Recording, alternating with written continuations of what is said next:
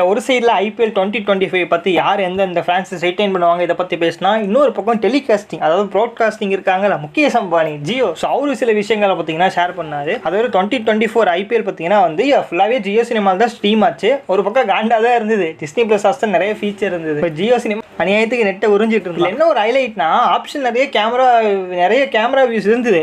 But அதெல்லாம் பார்க்குறதுக்குள்ள match முடிஞ்சிருது. சில டைம் அநியாயத்துக்கு லோட் ஆகிட்டு இருந்தது. ஸோ அது கொஞ்சம் ஒரு மாதிரி இதாக இருந்தது. ஸோ இந்த சீசனில் நீங்கள் என்ன வேணால் பண்ணுங்க, கொஞ்சம் சரி பண்ணுங்க எல்லாத்தையும். ஸோ அவர் என்ன சொல்லியிருக்காருன்னா, ஸோ 62 crores ஜியோ சினிமாவில் வந்து என் மேட்ச் பார்த்துருக்காங்க. இதுதான் வந்து லைவ் ஸ்ட்ரீம் ஈவெண்ட்லேயே வந்து அதிக ரீச்சான ஒரு ஈவெண்ட்டு. ஸோ இது வந்து 38% பார்த்தீங்கன்னா போன சீசன்ஸை விட அதிகமாக இருந்திருக்கு. அதை தாண்டி வியூஷிப் பார்த்தீங்கன்னா வந்து 50% ஏறி இருக்கு அப்படிங்கிற மாதிரி சொல்லியிருந்தாரு. ஜியோ சினிமா கூட பரவாயில்ல, ஜியோ டிவின்னு ஒன்று இருக்கு பாரு.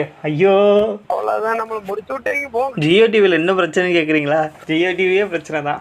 மேட்ச் ஆரம்பிக்கிறதுனா 10 நிமிஷத்துக்கு முன்னாடி நீங்கள்